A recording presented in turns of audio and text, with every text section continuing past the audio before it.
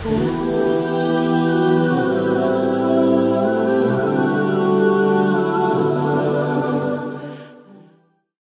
لهجه انسانی لهجه پرنده ها و حیوانات هم خدا به او تعلیم داده بود. مثلا سگ چی میگوید او میدانست، عکاسش گاو و اسب میکنه چی میگوید او میدانست. مرغ هم خدا این قرآن رو برای ما میگوید، این افسانه نیست که این کار کنه کافر میشه. حضرت سلیمان زبان مرغا را میدانست، زبان حیوان ها را میدانست. یک شخص رنگی اسمت الله ما باره آدمی مهنتی خوب بود، کارگر بود. پیش حضرت سلیمان را گفت پیغمبر خدا من شاگرد شما شوم و من همین زبان پرنده ها و سگارم یاد که حیوان ها را یاد که دعا کنی من همین داره یاد گیرم. گو چی میگه؟ گفت سگ چی میگه؟ من یاد گیرم آخی. حضرت خندید گفتن این برای چی؟ تو چی در کارت بودم؟ چی ضرورت داره اونها رو یاد؟ اگر ضرورت میده خداوند خودش تعلیمت میداد. نمون دردی سر برای خود ایجا نکن. نه حضرت که همین من یاد که من بسیار میکنم یاد گیرم.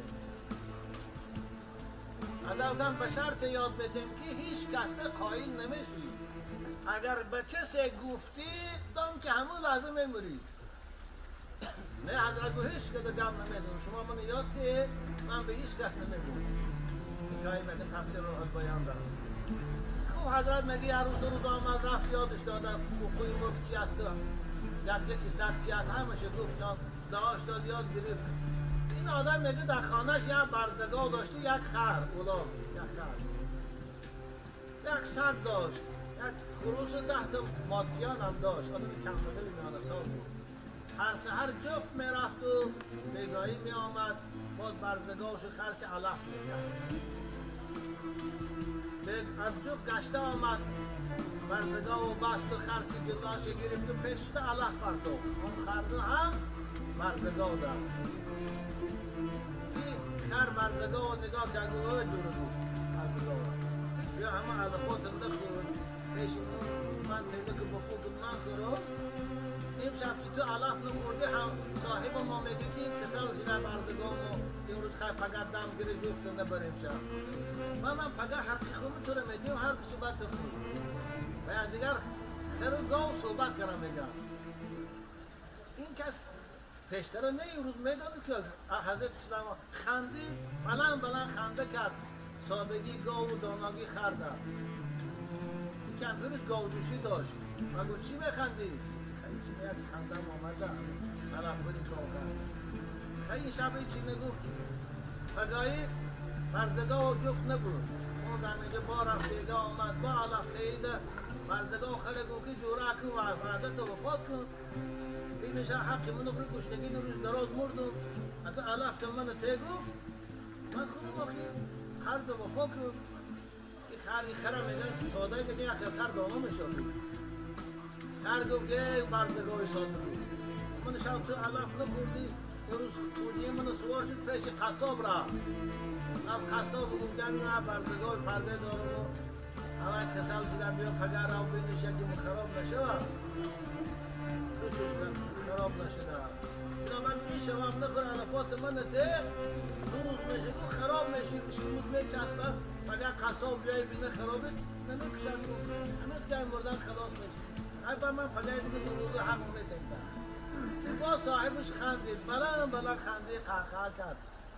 کمپیرش گفتی تو بدبخت یگان بالا داری یگان فکر داری و یادت میبیم بخندی یگان عاشق داری یگان زنی بجایی داری. این زن مردم همیشه میتونیم سو میترسن همه هر دو شدن جنجال. نه گفتی تو اگر نگویی برای چی نمیخندی برای چی میخندی نگویی مگو وقتی تو زندگی نمیکنی. خیلی شب تا روز گرگور خود شنمونش خارری سحری چای گرگور چایش هم نکرد همین گرگور باقی گفتی ای زنک من با تو این حسی رو گویم میمورم کاری من چی میموری میگویی نباشه من بعضی زن اخلاقیش میگم بعضی زنها رو یک رویشان از دست جایی میکنم. آخر مجبور شد که خراب یک کاغذ یک قلم بیار من وصیتامو نوشتم و من میگم تو مایلش که من مردم زن اگه کار من نیست میموری میگی بجا میکنم.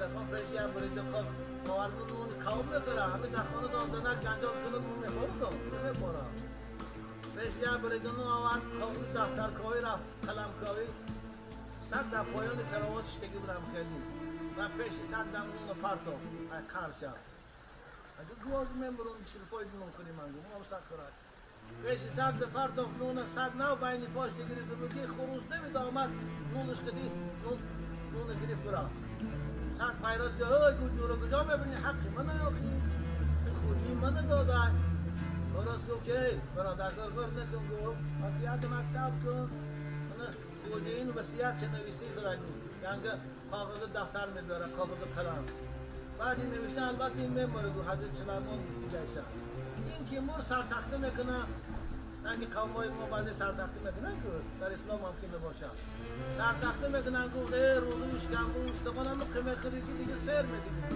اما ما رو میبرن که کتی مرغا در چیز محکم میکنن چدای آقل دای با جنازه گذاشت خوشتی میمیرن ما خیلی کتی عروسان و سگو که چون میبره به خود ایمان و خروز گوشی چه خبر داری زنش مجبور داره که همین سیری خنده تگو اگر نگویی من برامده بیرون این بیچاره میگه گوی اگر حضرت سلیمان بودن میموری باید مرم نیم زیخ شده بنابر نمیبینی سرش عشه و سکون نه سر بالا میکنه ایچی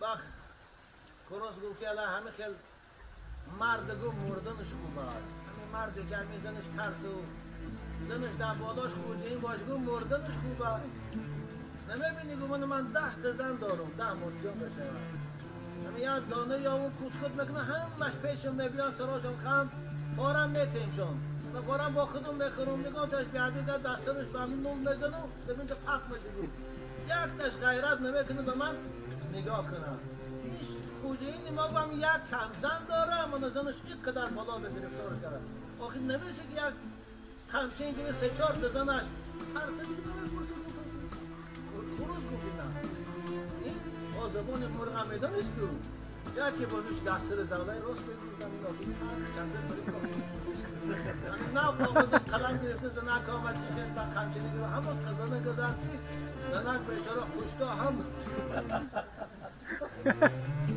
توبه کرده یکی منو پرسیدن سگی که طعمه او استخوان است بین سگی که طعمه او استخوان است و جان و دل محب خاندان است یک سگی که ای بنده خدا تو بلایمی گوشت تو میخری لذیذترین موضع های همون استخوان تو میخری یک استخوان سگ میخرد و جان و دل محب خاندان است خاندانش دوست میداره صاحبش دوست میداره تو این قدر نعمت خدا را میخری و تو صاحب خود خدا یک و یگانه است پیغمبر تو محمد است برای چی را دوست نمیداری سگی که طعمه او استخوان است و جان و دل محب خاندان است اگر 100 بار راند صاحبی او نگرداند از آن پاسی نمک رو 100 بار از خانه پیشش میکنی نمیرود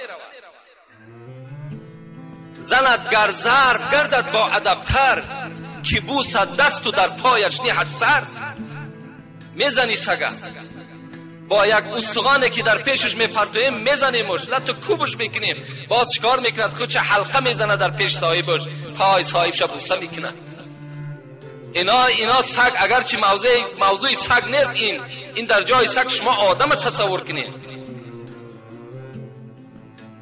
نیاید در خیالش باب دیگر باب گفته دروازه رو میگن حضرت همین قدر میزنن همین قدر همین سگ از در بیرون میکنن نیاید در خیالش باب دیگر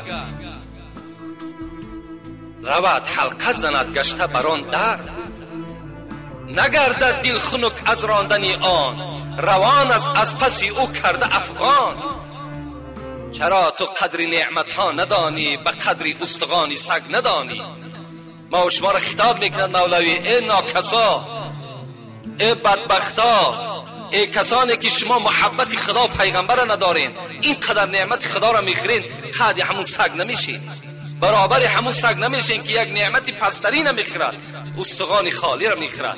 اینقدر خاندانش دوست می‌دارد، صاحبش اینقدر دوست می‌دارد، با زدن و با کفتن صاحبش ملال نمی‌شود. نیاید در خیالش باب دیگر، در خیالش هیچ باب دیگر نمی‌آید. امروز ما و شما گرسنه ماندیم، در حال دین‌های دیگر را سراغ کردید.